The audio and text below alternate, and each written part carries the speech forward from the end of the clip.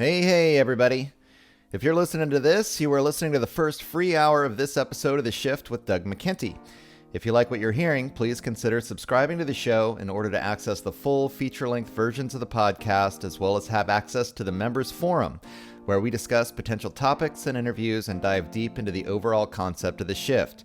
For only $6 a month, not only do you get the full-length episodes, but also an opportunity to co-create with me, your host, Doug McKenty, the future of the show. Go to www.theshiftnow.com or patreon.com/theshift and sign up today in order to help make the shift possible. Thanks for listening and enjoy the show.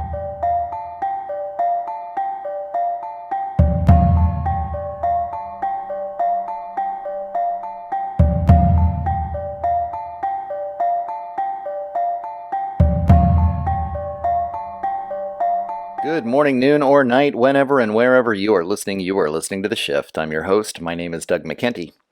This episode was recorded on December 11th, 2021. Today on the program, I'm happy to announce returning guest Donald Jefferies. Donald's latest book, On Borrowed Fame, Money, Mysteries, and Corruption in the Entertainment World, delves into the fascinating inconsistencies that pervade both the music and movie industries. In it, he reveals just how few of those we might consider famous ever really make it in life. The book uncovers profound financial disparities, which find some celebrated artists receiving millions for their work, while many others remain impoverished, even homeless, despite having achieved what many perceive as the pinnacle of fame and success. He exposes a dark underbelly lurking within the entertainment industry, which includes mobster connections, as well as high rates of murder, suicide, predatory sexual behavior, and drug addiction. While the book doesn't provide many answers as to why this type of behavior is so prevalent in Hollywood, it does raise many questions that invite the reader to wonder how those within an industry that provides fame and fortune could be so rife with obvious dysfunction. Within the larger cultural context, what makes artists so susceptible to self-sabotaging behavior? How can success be so fleeting for the vast majority of those who dedicate their lives to the entertainment industry? What is the connection between the art world and organized crime, government intelligence agencies, and political propaganda? Though the answers are difficult to come by, Donald's latest book entails just how pertinent these questions are, and provides the reader a backstage pass into the shocking reality of the business responsible for providing art and entertainment to the world at large. Enjoy this conversation that will dive deep into these unanswered questions and provide some theories as to why this particular industry attracts such a motley assortment of interesting characters both on screen and in real life. Perhaps the commodification and corporatization of art leads to the alienation of those involved. Maybe creative people are just chronically unstable. No matter the reason, Donald's work provides an expose of a unique industry with as much diversity and mystery as the many movies, sitcoms, and albums it produces. Find out more about the work of Donald Jefferies at www.donaldjefferies.wordpress.com. As always, you can find out more about The Shift by going to www.theshiftnow.com, where you can find hours of free content, sign up for the newsletter, subscribe for feature-length episodes of the show. You can connect with me by looking up Doug McKenty on Facebook, search @DMcKenty on Twitter, or check out The Shift with Doug McKenty on SoundCloud, Rockfin, or Odyssey. If you like what you're hearing, please like, subscribe, and share this program throughout your social media networks. We rely on listeners like you to distribute this alternative information. I'd like to thank author Donald Jefferies for agreeing to this interview, and thank you for helping to make the shift. Hey, everybody, and welcome to this, the 101st episode of The Shift. I'm your host Doug McKenty, and I am joined today by author Donald Jefferies. He has written a new book entitled On Borrowed Fame, Money, Mysteries, and Corruption in the Entertainment World. I had Don on a few months back to talk about his book, Bullyocracy, which I found extremely interesting, just about a lot of the bullying that goes on and how much people get away with it, especially in the public school system and in the university systems.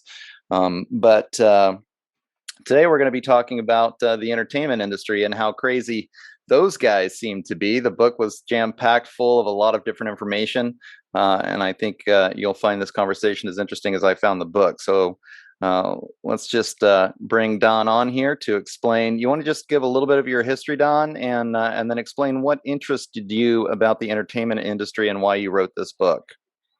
Sure. Well, thanks for having me on. I've written, this is my sixth book.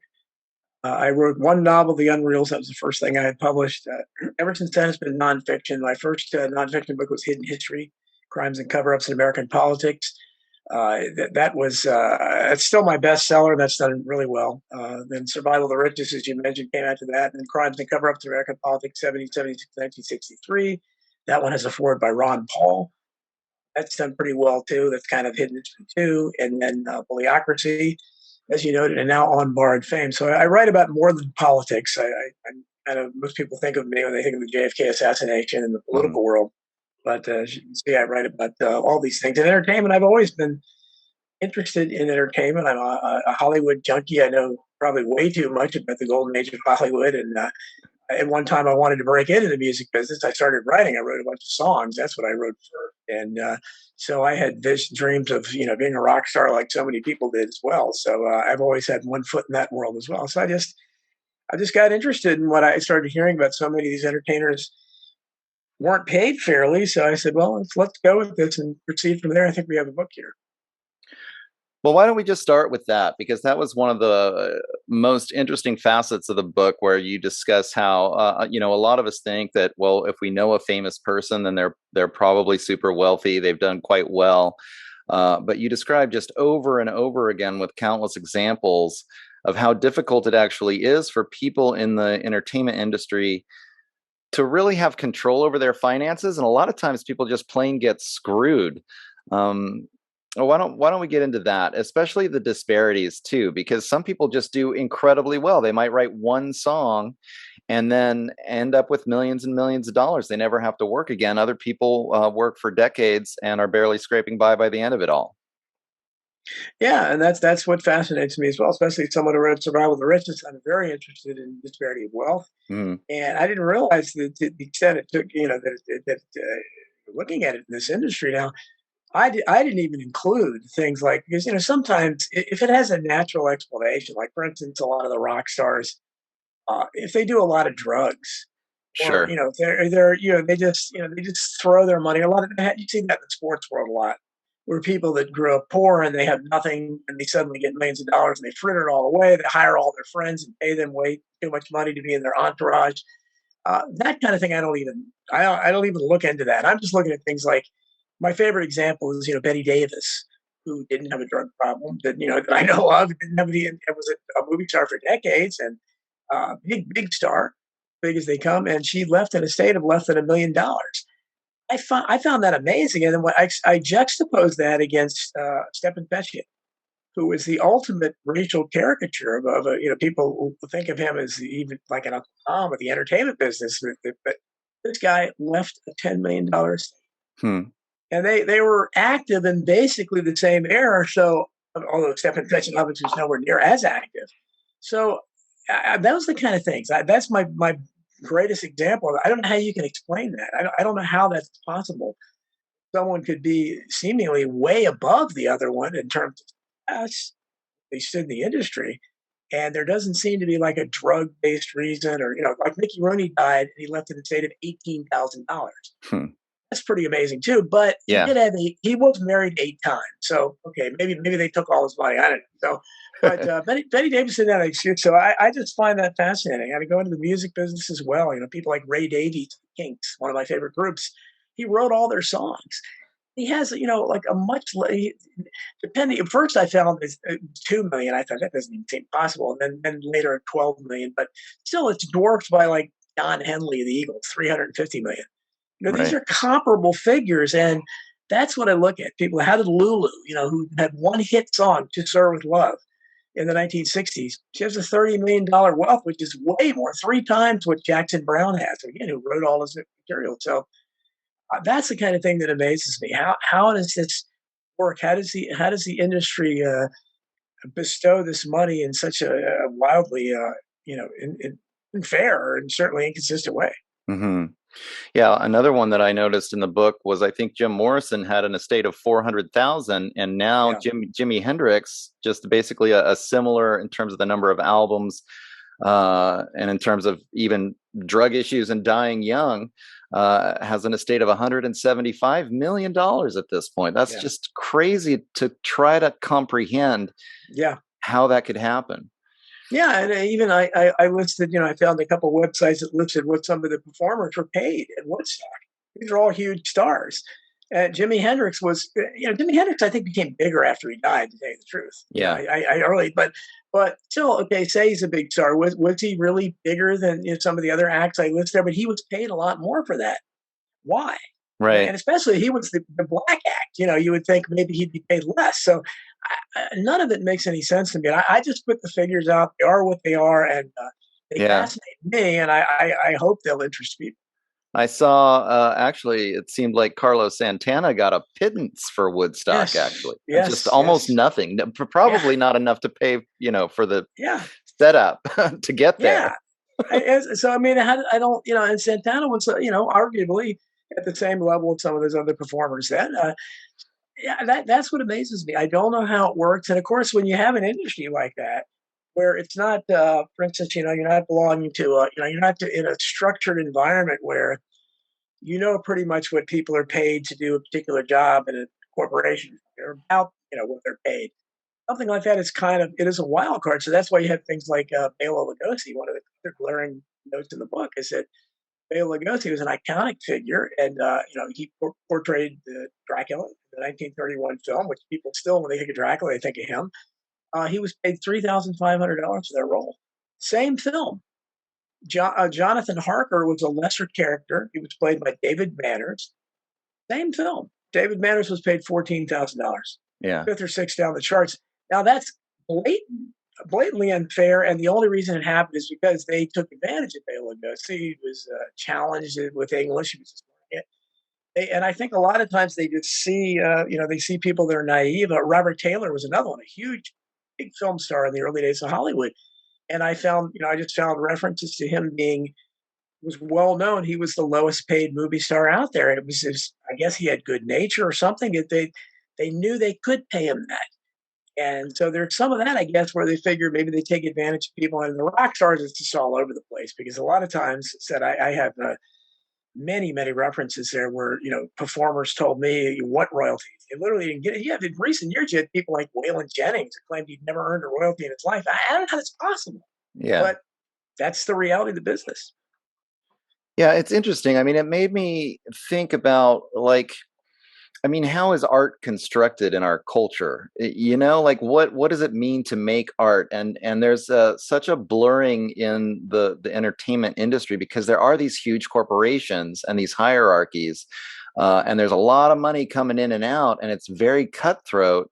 Um, but it's there's something tragic about it. In fact, and we'll definitely dive into all of this, but the whole book basically describes one huge dysfunctional mess is what I got out of it. I mean, in Yeah. terms of just the crazy lifestyles and the addiction issues, and the murders and the corruption just throughout, with so much money getting thrown around.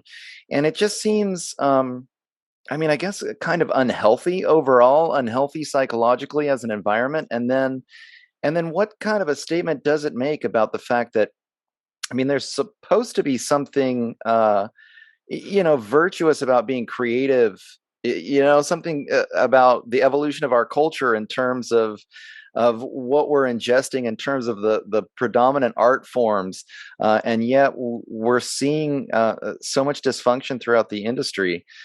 What are your thoughts on all of that? Yeah, well, I think there's obviously a lot of dysfunction. Certainly in the music business, part of it, so much of it is really the startling level of drug abuse, which I've never really understood, especially Yeah. now. We have decades worth of experience to know not wise to use heroin or things like that, but you still have people that are doing it. And I'm not sure why, and I don't know why, whether it's rock stars or movie stars, why these are the people that are leading seemingly an idyllic lifestyle that all of us fantasize about leading. So you'd think they'd want to be sober to soak it all in. Right. You think people that, the working class stiffs that are living, week to week and having bleak circumstances, those are the people that would be prone to drug addiction and alcoholism and suicide, especially. Why are the entertainers that they kill themselves in wildly disproportionate numbers? Why do you want to get away from this? Guilt? I don't know. But, maybe the ones that succeed, they can possibly argue that maybe some of the ones that were underpaid and didn't make it, those don't seem to be the ones that kill themselves. maybe they would, feel really upset, because I can understand how, just in my little career as a writer, I know that most people think I make a lot more money than I do. I be like a McDonald's worker for this. Yeah. You have to sell an awful lot of books to make money, but people kind Right. of think that, so I'm sure, like I thought, anybody that was in a band, anybody that was on a television show, I mean, they, I look at their net worths, and a lot of them have a lower net worth than the average person does. Again, and I use celebrity net worth for my figures, and I was told by a couple of them that that's wildly exaggerated. So I figured that apparently all the figures are exaggerated. They Uh-huh. have a much greater net worth for all of them, but that still would seem to be kind of a uniformity. So I think there's still a difference, whether the numbers are completely accurate or not. The differences are startling. So the entertainment business is a very strange one. I think what attracted me to it too is that it's the only other industry besides politics, the political world, where you see these unbelievable numbers of unnatural deaths, and the way they die. You see these murders and suicides, and more importantly, where the authorities will just kind of issue an absurd, say it was no foul play when there clearly was. Or a lot of times, I was trying to figure out, what a particular celebrity died from, and there's never any updates. Right. Autopsy results are pending. Officials haven't released the cause of death, and they never do. So it's like, what happened? I mean, does that happen anywhere else in the world? I don't know. So that's what attracts me there, and I think there's really something. I'm attracted to Randy Quaid. He's kind of a renegade actor now that's out there, but he's come up talking about the Star Whackers theory. I think there may be something to that, because a lot of times you look at the deaths of these entertainers and you can't. What happened? So it's clearly this was not natural, and then the authorities cover it up just like they do a political death. Yeah. Why? I'm not sure why, but it's something strange is going on there. Yeah. I mean, that's definitely true. Something that you get. I mean, I think actually maybe the overall thesis of the book is like something strange is going on here. You can't quite put your finger on it. Yeah. Um, I do feel like it was interesting while I was reading it because there's a part of it that's like I think in the art world or in the entertainment business it is so much based on individuals, and maybe some individuals were just capable of managing their money better than others, or uh, other people had psychological issues, and then they become sort of exacerbated by their experience in Hollywood. But overall, the industry is so much different than your average industry in terms of all of these mysterious experiences. You mentioned Dave Mcgowan a number of times in the book, and that's one author that's one interview that got away from me. I wish I had had a chance to talk to him, because there's so much interesting kind of behind the scenes knowledge in his work in terms of the entertainment business there. What did you discover in terms of looking behind the scenes that maybe help to clarify like some of Dave Mcgowan's work, just in terms of like how much are the intelligence agencies working behind the scenes, what's going on? I mean, one of the things I think Dave, that is bringing it up for me is this idea that so many of these guys are into drugs. I think Dave Mcgowan might even say that was a part of a kind of a CIA plot to spread drug use within the population. He talks about how the Grateful Dead and Ken Kesey with the LSD use was started in Stanford. Certain government grants and organizations were sort of promoting all of this. Did you find anything on that level? I mean, just comment on the intelligence agencies maybe, and how they function in the entertainment world. Sure. Well, I mean, Dave McGowan, it was a great inspiration to me, and I had just started reaching out to him before he died. Yeah. He suddenly got sick, but very suspiciously, by the way. But we had communicated through email, and I become good friends with Maria Heller, who was he was basically her co-host for many years. Great. So she and many others have compared me to him. I've been compared to him online a lot, so I consider that a great compliment. And I quote, as you noticed, I quote from his research a lot in this book, Weird Seasons of the Canyon, which is a great book. He did a lot of research, and a lot. One thing he found, obviously, there's a thread running through all those rock groups that were so popular in the '60s and '70s, and that was when he looked in the backgrounds of the musicians. So many of them had fathers who were high-ranking military officials or intelligence officers. So they came from that arena, which would seem strange because it's disproportionate. And one thing that I think he mentioned it, but I found if you look at that era, those rock stars were born at the perfect time to be eligible for the Vietnam War draft. Hmm. And to my knowledge, none of those rock stars, there wasn't a single one that Right. served in the Vietnam War. And their careers went on, so they didn't have to go to prison like Muhammad Ali or other people or go to Canada. So what happened? How did they all avoid the draft? And they were all the perfect age for that. I don't think people have answered that. And Dave went into how a lot of the anti-war songs really weren't anti-war when you analyzed them. So yeah, he did great stuff. And I don't know if he was the first one, but certainly I went into in later in the book. I talk about the CIA's influence over film. I started that culminated probably in Argo.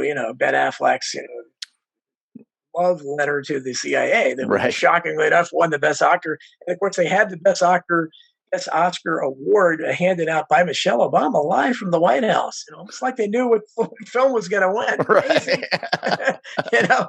Perfect.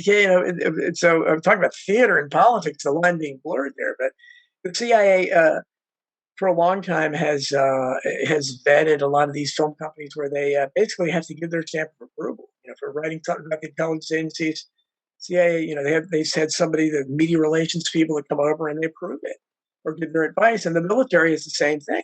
Any war movie you see, the Pentagon is deeply involved, and they actually hold it over their heads as, hey, you want to use our military, you want to use our tanks, and make it look realistic. You want to, if you want to use any of our equipment or any stuff like that, then we have to approve the script. So there's good reason why there's so many glowing, pro-military and pro-CIA films, because they're divisive, and very few people are like Oliver Stone that have the guts to.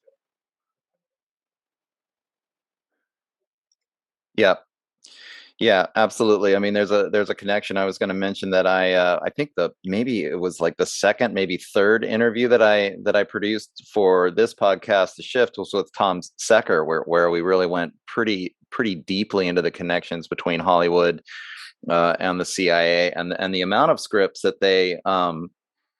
I mean, anytime you see any kind of military equipment in any movie at all, then the entire script has to be approved, and it is just it has become an amazing propaganda outlet for these guys to promote pro-war, like you said, pro-CIA. Do you want to also mention maybe some of the mob connections, because you dive into that? So we're, just to kind of to paint this bigger picture about how we've got not just the government and intelligence agencies, but also the mafia, and those with your JFK knowledge seem to be pretty inextricably entwined, and Hollywood is no different. Sure. Well, one great person that crosses over from the JFK assassination to Hollywood is Johnny Roselli, who his body was found classic mob style. I mean, his body was found in an oil drum right as he was going to be called before the House Select Committee on Assassinations in the 70s. But Roselli went back decades. He was like one of the mob's men in Hollywood, and this was a playboy guy, and he had affairs with lovely actresses like Donna Reed. It broke my heart to learn that. I love Donna Reed. It's a Wonderful Life. Yeah. She's messing with stupid mobster. But and there were other people. Al Capone had a huge influence in Hollywood, going back to the early days. They're and the music business. They're one of the great urban legends that for one of Al Capone's birthdays, Fats Waller, the great, talking about somebody that was screwed over. This is the guy that sold a bunch of songs for a bag of hamburgers once. That's what he was. Right. Fats Waller, incredible entertainer, and he died way too young, like so many of these people. He was basically kidnapped and taken to this big soiree. It was Al Capone's like weekend long, and he was paid well. He was kidnapped. He didn't have a choice in the matter. So, but that's the way the mob worked. And when they made the original Scarface, I think it was, I don't remember who the director was, Henry Hawks, I think. But it was a big director. And basically, he and Capone had a very good relationship. They were just like glowing in their endorsement of each other. And so there's a reason why you go back and look at the films of that era too, like Jimmy Cagney and Humphrey Bogart, George Raft, Edward G. Robinson. These were all gangsters. The gangster films that became popular, they glorified the mob.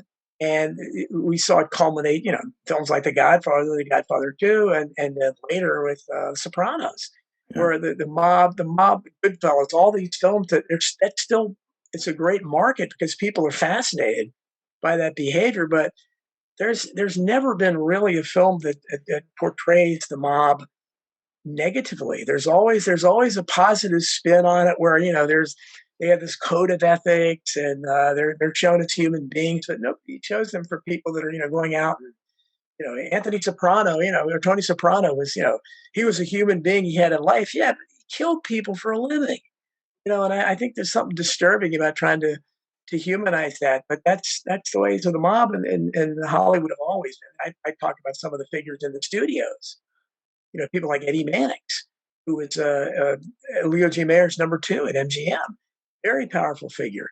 And there's this guy, I am almost certain, ordered the death of George Reeves, George Superman Reeves, because George Reeves was screwing around and having an affair with his wife openly. And so they just claimed he committed suicide. It's ridiculous. I mean, Eddie Mannix should have been the chief suspect there, but Eddie Mannix had been the cleanup boy in Hollywood for decades. I mean, rumors about, Clark Gable, killing somebody when driving drunk. He went in and cleaned it up, and he blamed it on somebody else. And they would get to the scenes of that's just one studio, MGM. They would go to the scenes of these crimes, or if their stars had gotten in trouble, getting women pregnant and things like that, they would go and clean it up. And Mannix had a distinct mob persona about him, so it's no surprise that films of these studios would ultimately pretty much put these gangsters in a positive light, and so the audiences really made heroes out of them. Yeah, I mean, that's another interesting thing. I think when you talk about sort of glorifying the mob, it gets back into touching again on Dave McGowan's work about a lot of the social engineering that's coming out of Hollywood, because it does glorify behavior that's not exactly virtuous, don't you think? I mean, it's not exactly like we're being presented. I've interviewed some guys actually that basically tell people to stop watching TV. They think it's almost like a mind control programming tool that's used to kind of facilitate a less than virtuous behavior in everyone, to kind of dumb down the masses, if you will, and instead of being used as, I think you could argue that good art should help lift us up, right? Sure. Absolutely. Well, and when we talked about bullyocracy in the last year, I don't know if I touched on it, but certainly I've mentioned many times what I think the role the popular culture played in making bullying so prevalent, and that goes back to, again, whether you want to talk about the original gangsters, Jimmy Cagney, Edward G. Robinson, and Humphrey Bogart, but especially once Marlon Brando came along in The Wild One in 1951, and then James Dean, the brooding guy, and then of course even in the early Elvis, these characters were bad boys, and they weren't. Right. They weren't marketed as good, wholesome people. These had problems. They kind of crossed the line. They were violent. They slapped their dames around, that kind of thing. The dames loved it. This was what was marketed to them. Right. And how many films have you ever seen over the years where the leading lady is has a nice guy boyfriend or whatever that likes her, but he's boring.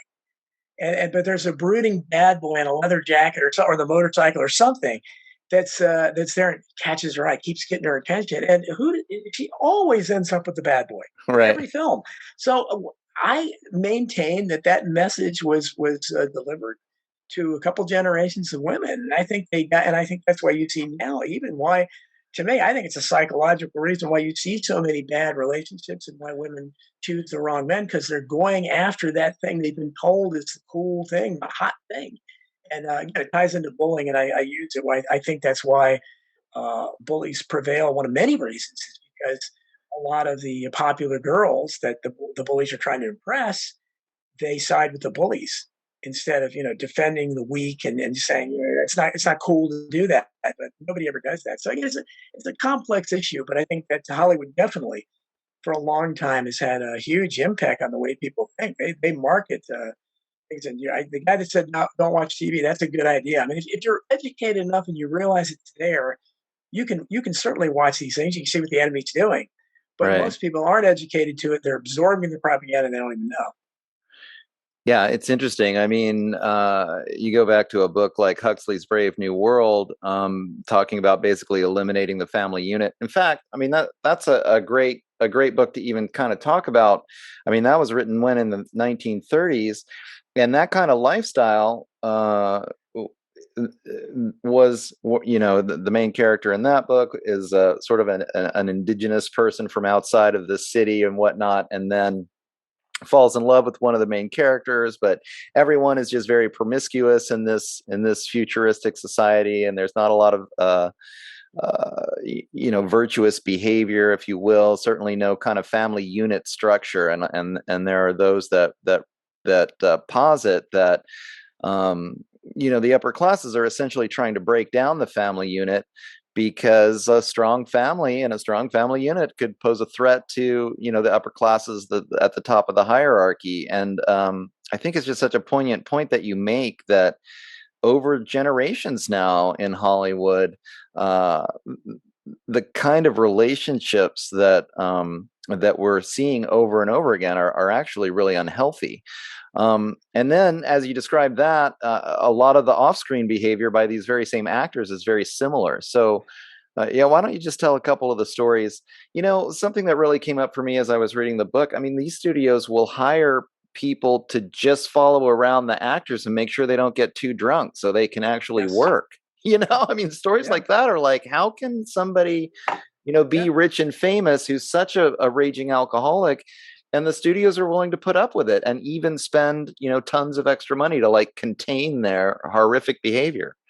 Yeah. Well, you have people like Spencer Tracy was one of those people that was really, I came away just researching him and having I can't watch any more of his movies. Let's put it that way. Just apparently an Right. awful human being, and he was one of the ones that was such a drunk that he could. And this runs through the courts of Hollywood too. And again, why? What were they drowning their sorrows in? I don't understand. These were movie stars. They had the world was their oyster. They had people, worshiping them. I don't. And most of these people, most of them, the disparity in pay was there, but most of them were obviously paid really well. There weren't too many of those guys at that level that were screwed over. But you had people like Spencer Tracy, people like Errol Flynn, who was probably had sex with more women than anybody's ever lived. If you believe the stories. Right. I mean, this guy was unbelievable, and but he was such a drunk that you just wonder why. And then if he died at age 50, and he looked like he was 80. Yeah. I mean, he was just worn out, and so you have people like that. John Barrymore is another one. A lot of these who just they burn the candle at both ends to such an alarming extent that it's just shocking. Now, in more modern times, it's been more drugs, I guess. People like River Phoenix, dying of a drug overdose, not really what 20 years old or whatever. Yeah. So it happens way too often, but you wonder what's going on. But I think creative people tend to have. I think to be able to have that kind of personality. First of all, you have to have the talent.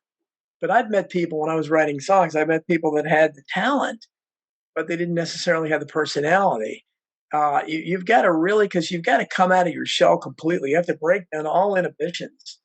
So to be able to jump out there and just go through all the emotions, to suddenly act real. I mean, even if you're just acting, if Yeah. you're acting really angry or whatever, it still takes a toll on you physically. And a lot of people just can't do that. So obviously they have the talent to do it, but I think there's a reason why you see so many unstable personalities.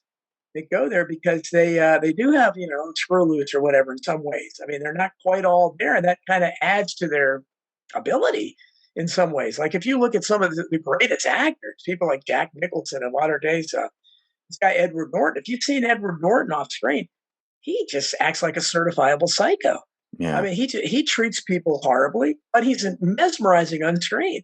But is he able to do that? I mean, Jack Nicholson, I've seen him.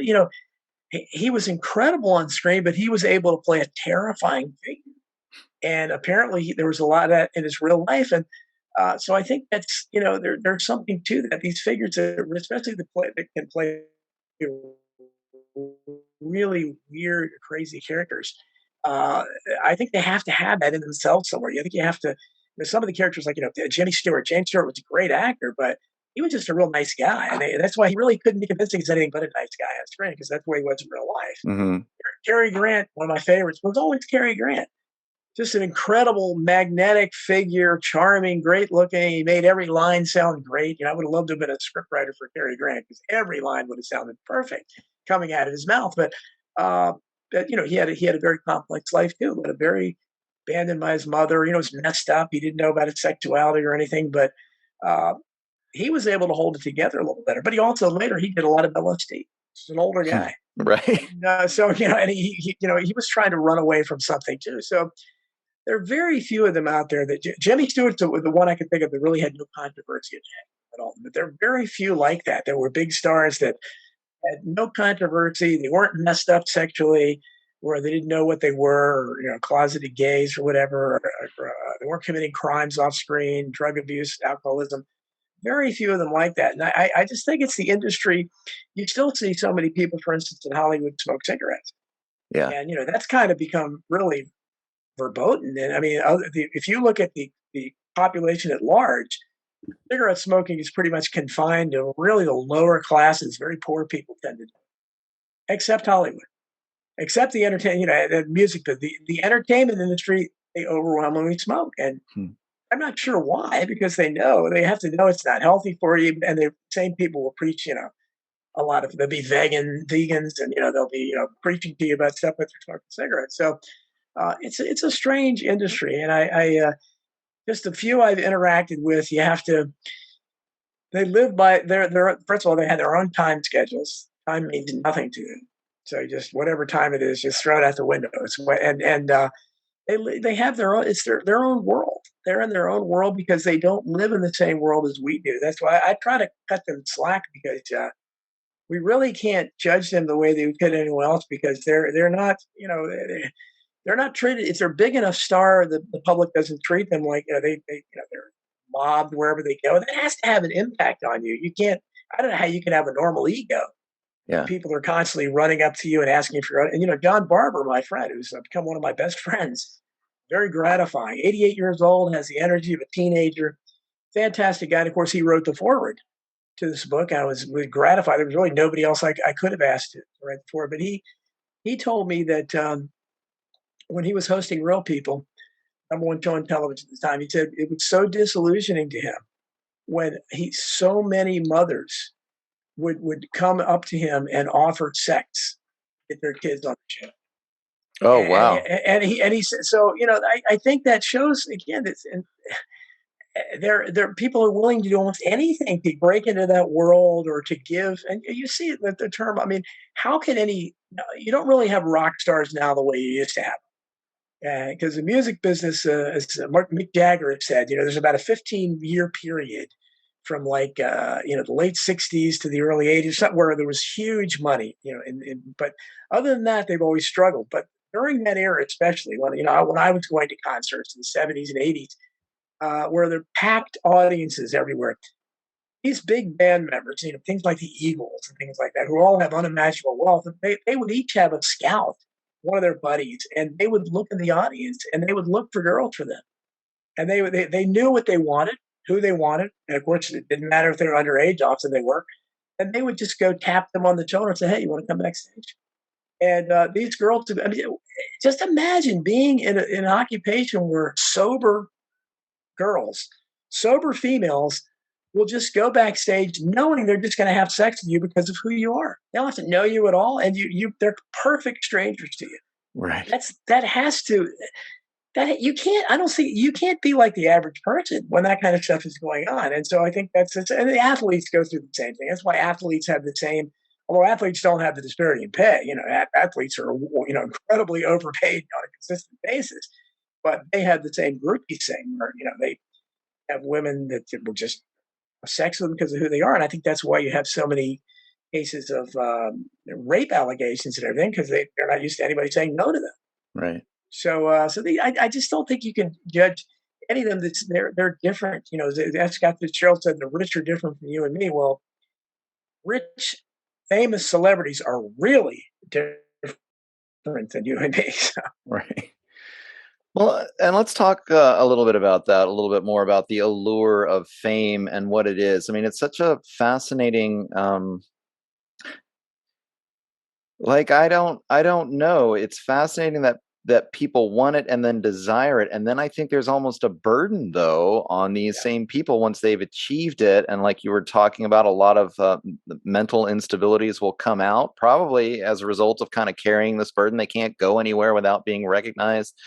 right. And then also you mentioned in the book, really actually how few people achieve that level of fame. I think you said something like 1-2% of all the people that kind of go move to Hollywood thinking they're going to become famous Yeah, even ever really break into it at all. yeah. So why don't you discuss that a bit? Just the allure of it, how many people seek it, and how few people actually get it, and almost the arbitrary nature of those who do get it. I mean, that's what's Yeah. so bizarre about the whole book is like there's almost no real, like, why does so and so get, to become 100 millionaire or plus and have, a long lifelong period of fame, and somebody else that maybe is doing better or equal types of work get paid almost nothing and then maybe fizzle out in a year or two, or a couple of, after a couple of gigs. Yeah, there's no rhyme or reason. That's a major thrust of the book. But I think Yeah. that Oscar Wilde, who was an early version of someone who was famous for being famous, and he was a well-known writer. Certainly wrote The Picture of Dorian Gray and lots of famous plays. But he was most noted for being a wit at parties. Those days, I think Andy Warhol on steroids. I mean, this guy, people Right. gather around him to hear his conversations. He would live these little witticisms that live on. And one of his expressions, I think, captures this perfectly. And he said, there are two tragedies in life. One is not to get your heart's desire. The other is to get it. And so Right. I think that's what a lot of these people, and I think there's a feeling of guilt. And I've heard some quotes from some of them where they don't think they deserve it, maybe, or they can't deal with the fact that they're suddenly they've gone from nothing to riches, and and they this is what they wanted, but maybe I don't know, maybe in their naivety they believe they'll still be able to keep their somewhat of their privacy, and they'll be able to have the riches and the fame, and that's why I think too many of these stars selfishly just think that okay, we can turn on the applause when we want to. When I go here and it's sanctioned by my agent, my publicist, and everything, you guys go crazy. I want you. People have to hold you back, and I want you screaming and everything. But if I'm walking the streets and you see me, you don't. I don't want you to react at all. Don't bother me. Yeah. If I'm eating in a restaurant, don't come over and ask for my autograph. And I don't think you can turn that on and off because you've established this star-making machine. The power of celebrity is so huge. So when people see a celebrity out in public, it's like, they don't think of them as a human being. And because you're not marketed as a human being, you're marketed as a star. Yeah. So of course you want to, run over and try to get their autograph, a picture with them, so you can post it on social media. Hey, look, I saw Tom Cruise or whatever. And that's human nature. Everybody wants that, right? So, and to their credit, I think probably more than not will be pretty accommodating fans. But the ones that like won't take pictures with them, the Jennifer Lawrences are the people that admits she acts horrible to people, and she seems proud of it. I don't understand that at all. Yeah. But and then a lot of these people will probably really regret it later because famous fleeting, as this book shows, has very short shelf life. And a lot of the people, and I would, if Jennifer Lawrence could hear me out there, I would say you're pretty much I think a prime candidate for this, honey. Where I don't necessarily think you're going to have a longevity as a famous person. Enjoy it while you can, but soak it up and enjoy the fans while you can, because another 20 years, and I have in the book, it's amazing, like stars from the 80s, especially. That's not that long ago that have just disappeared. Yeah. I mean, they've done nothing, and these are the huge stars. These are the Jennifer Lawrences of their day, and they just, for whatever reason, sometimes it's their choice, and that's probably oddest of all when people walk away from themselves. Like the Deborah Wingers, I think, in the world. Deborah Winger, again, huge in the '80s. People even remember Deborah Winger now. Very many. She was the thing back then, and I haven't seen a photo of her for a long time. But more often than not, it's whatever reason, the Rebecca De Mornay, people like that. She was more 90s, but they, for whatever reason, the film roles evaporate. They pick a couple projects that blow up, that don't do anything, and then they're not the studios don't ask for them.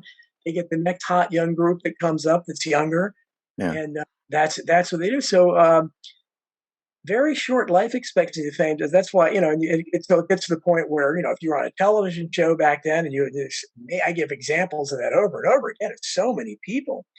Love to examine the cast of these television shows.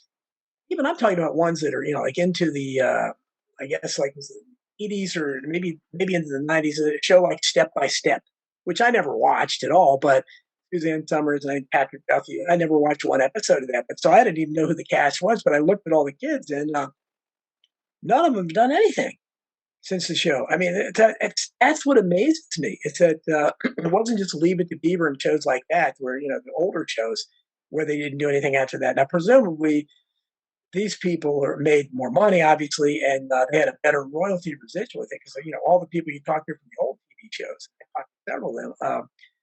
They typically had nobody understood the people at Brady Bunch told me, we didn't think there was going to be we'd be watching reruns of this all over the world, Right.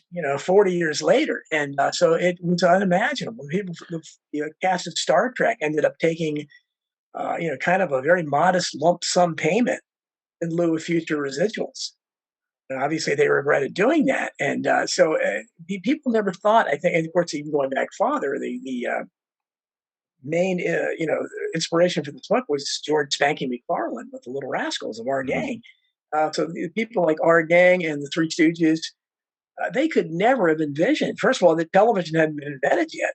You're talking about the early 1930s.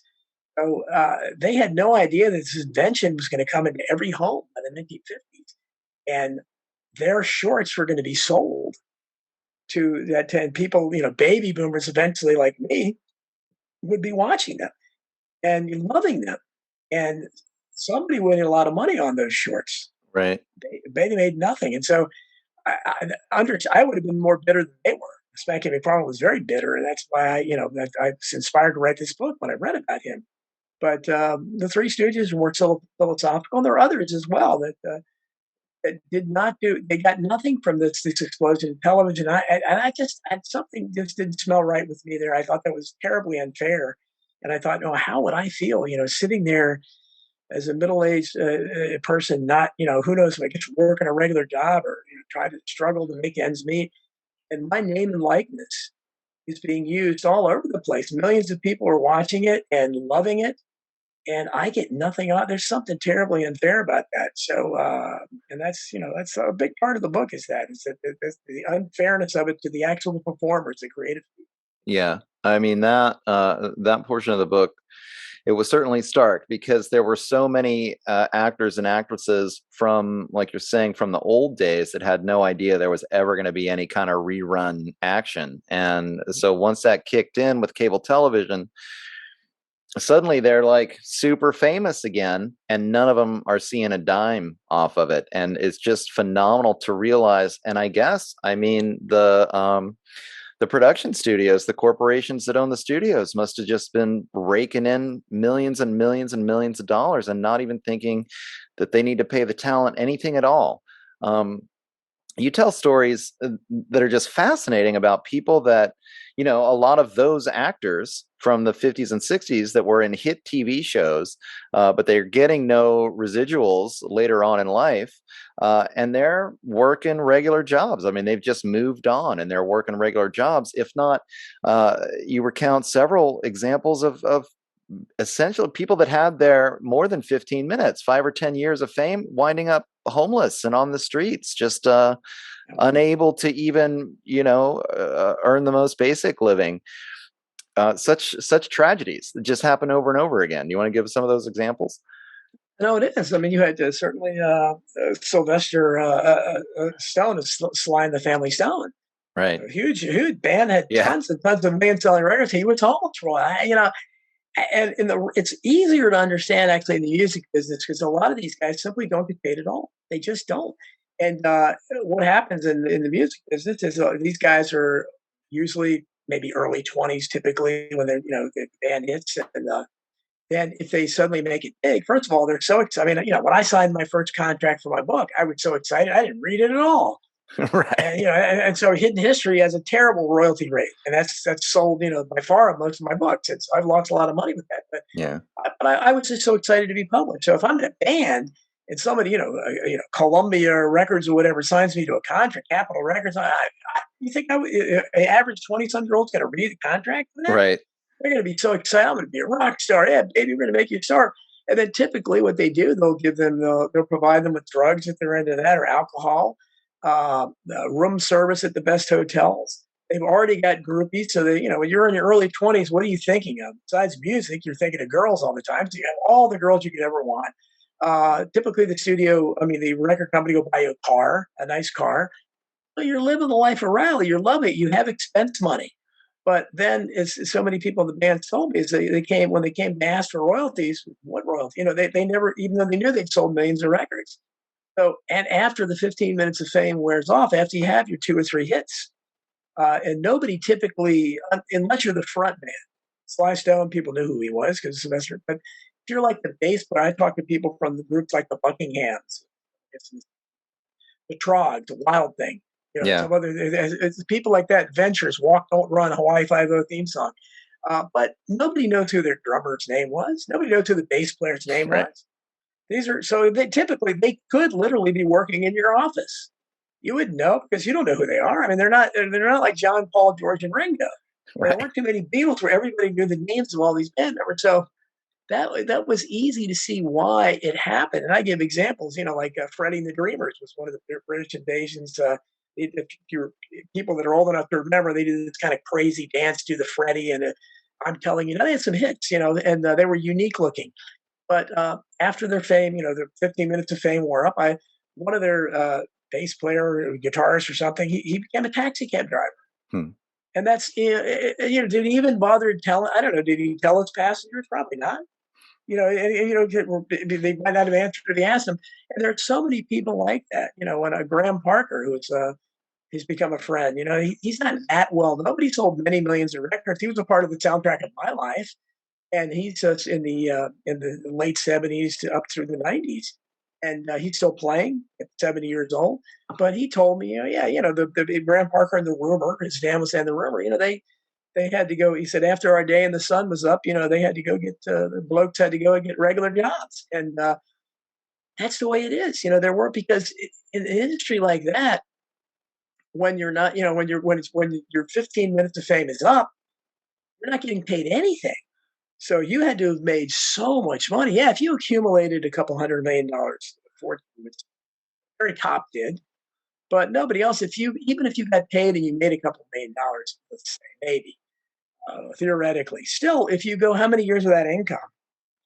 Sure. Can you go? And so, and you got to realize these people that Graham Parker, I think, is one that did have something set up. Some of the people, like the original, I think it was the original Drifters or the Coasters, one of those groups, had their management set up a plan where they would get Social Security payments later. But most of these entertainers don't have anything like that, so they're not collecting Social Security typically unless they had a plan, a way to have it withholding taken out of their paychecks over the years. A lot of them are unprepared for that. They don't have that, and so they're living on whatever. They're living on whatever they have that they made in the past, and that's why you see so many of them. So many of the people that are on TV shows, especially that didn't do anything else after that, almost all of them have like websites, and they're trying to sell, and that's how you can get a hold of them. And most of them will answer you, but they'll be selling paraphernalia, related to whatever show there was on. Right. Their artwork. I think Veronica, Angela Cartwright from Lost in Space. It's some kind of, I don't think she makes needle or something like that, or artwork maybe or something. But a lot of them have that where they're trying to sell something that people may still be fans of that show. And you see so many of these people also going to conventions, band conventions, where they'll meet the public and they'll a lot most of the time they'll charge a little bit for their autograph. They'll sign a copy of their books or T-shirts, something to do with whatever made them famous in the first place. And they have fans that would watch them when they were young. and they're gratified. And there's a lot of I got to talk to a lot of them, from Lost in Space, Marta Kristen Kane, who played Judy on Lost in Space. She's a lovely person. Most of these people are, but not very many of them are wealthy, and so it's a different experience because not unlike most of us, they can't just keep working a job, and if there's no work to be had, and again, a lot of them they're not asked. Maybe they end up doing dinner theater or something. You see that a lot over big stars that end up doing dinner theater. Yeah. Because it's all they know to do, and it's a paycheck. So in many ways, and people have told me that a couple of my friends said, "Man, I can't stand any more of these stories in the book."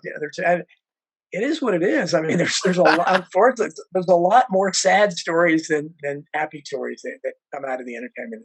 If you are listening to this, you are listening to the first free hour of The Shift with Doug McKenty. For access to the full feature-length versions of the podcast, go to www.theshiftnow.com and subscribe for the audio version for just $6 a month. Access the full-length episodes in video form through rockfin.com by subscribing at the Shift with Doug McKenty landing page. For $9.99 a month, you gain access not only to The Shift, but also all other premium content material hosted on the platform. Find out more at www.theshiftnow.com/store. Detoxify your body, decolonize your mind, make the shift. Just to go back, and that to the title of the book, On Borrowed Fame, it really is. It's got to be like these people that maybe they experience 5 years of a good run on a TV show. It gets to their head.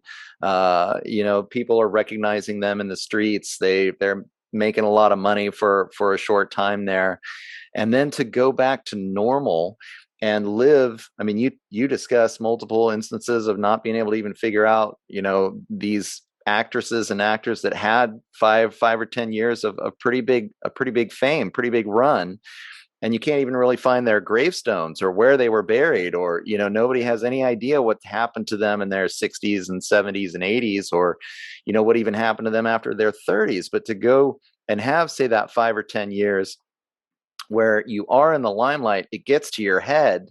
You think you're some kind of big star, and then just to have it all disappear. And this happens way more often than not, right? I mean, Yeah. It's just such a small percentage chance where somebody actually is going to, start in their 20s and make a full career where they actually become like a big hit. And so, the vast majority of these people that work in the business to get a taste of it and then to have it taken away, it's really I just can't even imagine myself how jarring it must be or disappointing. And I think, so just to kind of close off here, maybe, discuss that experience, because as you've had a chance to talk to so many of these people, it feels like a lot of them are actually pretty down to earth, maybe even happy to get out of the business. And some of them, just couldn't handle it, lost it after that, ended up into drugs, maybe ended up committing suicide, maybe ended up one of these more tragic stories. Yeah, the last chapter of the book too, I go into basically the history of fame and what it means to be famous. And I talk about I came up, I found a bunch of names that were huge stage actors in the 1700s and 1800s. And again, nobody right knows who they are now. But these were the Brad Pitts of their era. I mean, they were, because you didn't have movies. The stage was the biggest way to make fame. Now you ironically have somebody like Shakespeare who has lasting power. There's really nobody else. I mean, the only actor from the 1800s that we remember is John Wilkes Booth, and that's because of something else. Yeah. Nothing to do with it, although he was a matinee idol. I was actually surprised. I'm a bit of a history buff myself, and I didn't realize that he was such a big star. Like, oh, he's an actor. That's all I ever heard about him. I had no idea he was like huge. He was a matinee idol. One of the history teachers around here compared him to Brad Pitt. Wow. And so he was that famous, and he was a matinee idol. And so, it'd be like a really huge famous actor assassinating president now. It's just unthinkable. But so you look at all those people, they were the glory of their times. To take the title of a great baseball book about the old baseball players in the 1900s that Lawrence Ritter wrote many years ago, one of my favorite books. They were the glory of their times, but they've been forgotten. And so I look at it like, how many, like I said, I go back even to the actors of the 80s, even in the 90s. And a lot of these people have been forgotten already, or generally forgotten in terms of, I mean, maybe people remember what they were in, but they don't really remember them. Oh yeah, I'd forgotten about them or something. And it's amazing how quickly that the fame it goes away. I mean, even something like my son and I, one of our favorite shows was Smallville. It's Right. not that long ago at all because Right. Yeah, we you're we watched associate. that one too. Yeah. Yeah, it was great show. But I mean, you look at all the actors in that. Tom Welling, even I think he recently's got a role. He was played Superboy, but for a long time he didn't appear to be doing anything. And then of course you had Allison Mack, Yeah, who right. played Chloe, who got embroiled in. I mean, who thought this? This lovely girl next door was into branding and enslaving women. I mean, it's like it was a slavery. I mean, got in this crazy sex cult. I talk about that in the book, but so even that though, but the rest of that cast, I mean, Kristen Crook, who played Lana, the love interest of the show. I mean, what has she done? How many people know who she is now? Yeah. That's, you're talking about 10, 15 years. And so it's really quickly that fame can evaporate. So that's why, I think maybe some of them try to enjoy it while they can, but too many of them, I don't know if they just don't know the history of it and they think they'll continue to get these projects. But that's the other thing you realize that a lot of it is you may hit it lucky once. Same thing with the music business. You may have a one hit wonder, but that you're never going to get that chance again. Nothing else worked, and the same thing. You may get picked, especially if you're a young kid. You may get picked to be a member of a step like that stays on the air 5 to 10 years. It'd make a decent amount of money. Should have a name established in the business, but then either you choose mysteriously not to do anything after that, or you just never get picked to be on anything else. And I just find it amazing how that works. Where I don't know what the percentage is of how often the actor decides for whatever reason to walk away, or I think it's obviously probably more often that the industry, for whatever reason, doesn't give them another opportunity. So that's one of probably the main point of the book is what is fame, how fleeting it is, how unfair it is, Yeah. and how inconsistent it is. Well, what an interesting topic. Kind of a departure for myself. I mean, normally I'm doing more political issues, Yeah, me too. Yeah, and me too. it was interesting to kind of sidetrack and go into this concept of fame a little bit, and it really does raise more questions almost than it provides answers, because it Yeah, seems so arbitrary and so difficult to really even figure out why one person can make it. Some people end up with a lot of money. Other people will end up homeless or a suicide or a complete tragedy. Some people can deal with it and still be normal, very nice people. Other people, it just goes straight to their head. right. They become impossible to work with. And then just, the bigger picture of it all, I think you boil it down to that concept of luck. Like, are some people just lucky? Did Yeah, they just yeah, like kind of, absolutely, absolutely. Yeah, right? sure. Yeah, be in the right place at the right time, and I think there is a lot of that there. That's what John Barber says all the time. Luck, Yeah. and I think there's a lot to that. So as it is in every other aspect of life. Well, sounds good, Tom. Thanks, Don. Thanks for coming back on the show. Oh, my And pleasure. it's definitely an interesting book. If anyone out there listening has any interest at all in the history of the entertainment industry, then this is one you'll want to pick up. And really, even just the overall concept of fame. I mean, that's kind of what got me about it, was like just having these questions about what these famous people really go through and how eclectic it all is and how almost random and crazy it is. And just being able to kind of take the time to wonder, because you know these industries are hugely influential. I mean, they literally build our culture. Yeah. And I don't know, to imagine that our culture has this foundation that's so, wild, crazy, and arbitrary. I don't know what that says about it, about the bigger picture, but Absolutely. it's worth thinking about. It was definitely made for a good conversation. So again, thanks for coming back on. And you want to let people know where they can find the book and find out more about the rest of your work. Well, it's On Borrowed Fame, Money Mysteries, and Corruption in the Entertainment World. It's Barrymore Media, and it's Amazon, Barnes and Noble, everywhere. I mean, it's sold where other books are sold for. And also check my regular writings out at Substack at donaldjefferies.media. Find out You can search them and you'll find all kinds of interesting stuff. Yeah, I'll have to check out your Substack. Actually, it's been a great resource, Substack, since it's come online. Not only Yes. because Yep. people can actually, you can donate $5 a month or whatever, so you can monetize a little bit, but Yeah. also because there's so many great ideas on that medium. And so far, I think it's censorship free, so there's Yes. a lot of Yes. diversity on there. Yes, there is. All right, Donald Jefferies, everyone, and I'll just remind you that you've been listening to The Shift. I've been your host. My name is Doug McKenty, and you can find all of my work at www.theshiftnow.com.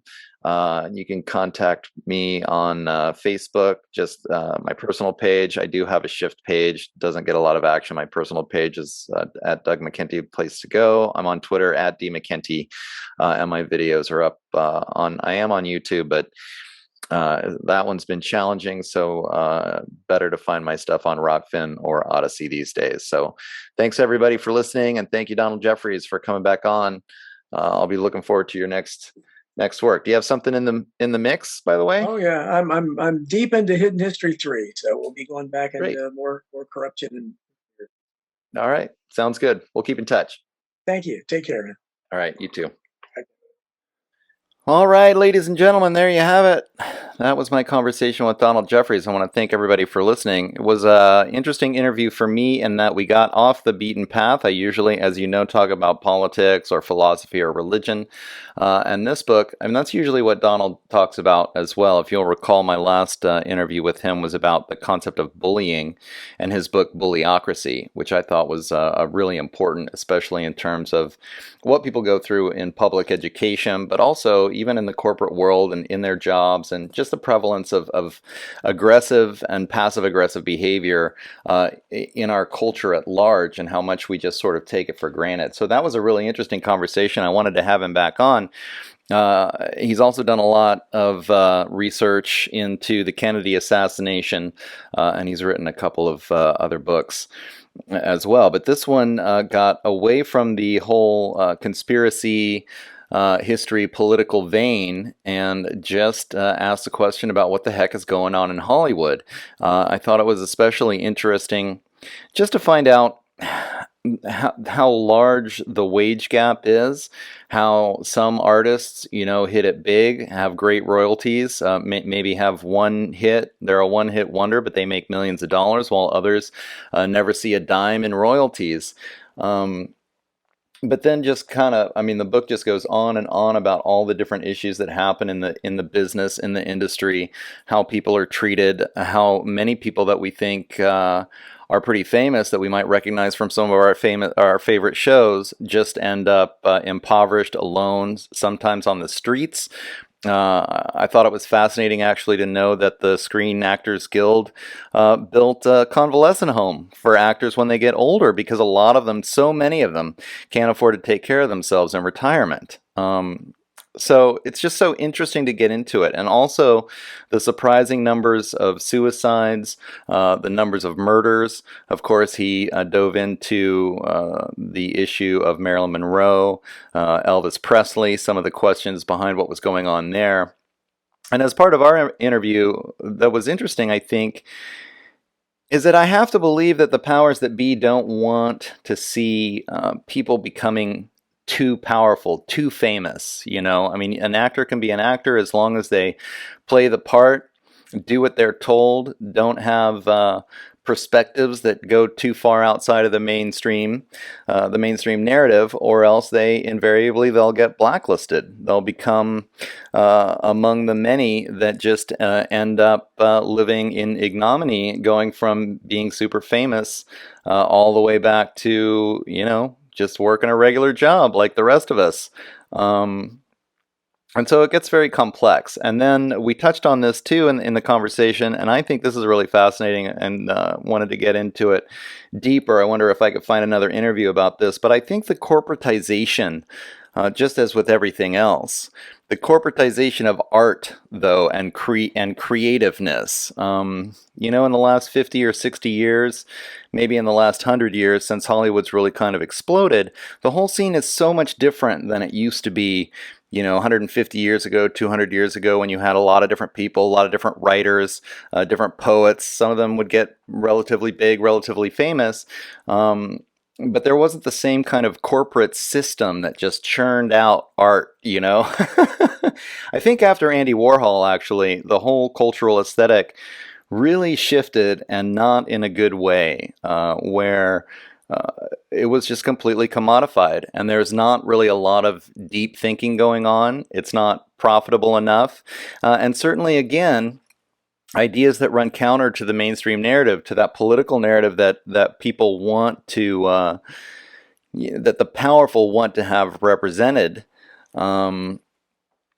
Ideas that are outside of that just aren't going to get funded by the corporate system, right? I mean, there are the same corporations that give us the news also give us the music industry and the movie industry. So, I mean, that right there tells you that there's kind of a blurring of the lines between reality and nonfiction in terms of what they're giving us. And of course, we could have talked longer about Hollywood's function in terms of propaganda in the society, and the very, very close ties with these corporations and the CIA, and how they very often are used to seed information, ideas, concepts into the overall population that really just kind of adds to social engineering concepts.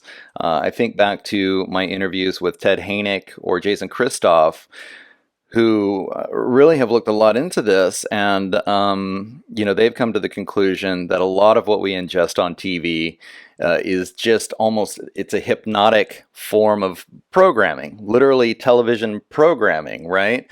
And I think that when you get involved as an artist, I think most artists want to be artists because they want to be creative, they want to be free, they want to be able to express themselves authentically, and then they get involved in a business that's really been designed to be part of this broader social engineering program, and it just leads to this kind of level of despair, frankly, that I think a lot of them end up feeling. I mean, you go back to the people like Jim Morrison, Janis Joplin, Jimi Hendrix. Why were they so depressed, right? Why was the alcoholism rate among that whole scene just through the roof, to the point where many of them, and a lot of these stories are told in the book, in Donald's book, are drinking themselves to death, or committing suicide, or, just leading otherwise extraordinarily self-sabotaging lives, and it doesn't end well. And the question is, and this is really, I think, what grabbed Donald's attention, was, these people have what everybody else wants. They get to be famous. They get to, have all the fame and fortune that we're all told that, makes a human being really successful in this culture. And then when you look behind the curtain, you find just all kinds of levels of dysfunction. I mean, some of the stories in the book, he talks about actors that are such alcoholics that the studios would hire people to follow them around and make sure they didn't get too drunk before the shoots, before the scenes, before they had to go to work.